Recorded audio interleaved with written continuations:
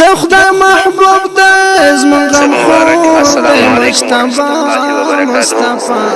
شیخ صاحب مبارک، ما سوال په دې طریقه ده چې کله یو زنانه په یو وجره کې د هغې خواښې او خسر او پلار دفن وي، نو هغه کولی شي چې خپل د پلار یا خسر قبر ته لاړ شي، او که لاړ شي په کومه طریقه لاړ شي نور د هغې زیارت ته، او که تلاوت کوي په کومه طریقه دې وکړي؟ مننه تاسو نه. السلام علیکم ورحمت الله وبرکاته.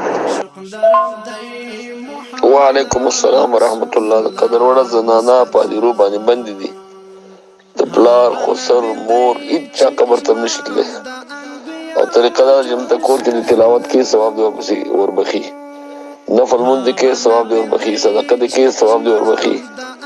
نو ثواب خو د هر ځای نه بخښل کېږي. زنانه هلته چې ځي نو درې ناروا کارونه ته صادرېږي، یا بې حجابي، یا جزه فضه، او یا دا ده چې هلته قبر د کمبرسې موار ګڼي. دا ټولې خبرې د هغو په حق معشوق درم دی محمد رسول الله مصطفی. معشوق درم دی محمد رسول الله مصطفی.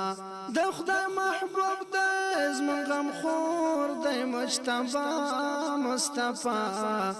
معشوق درم دی محمد رسول الله مصطفی.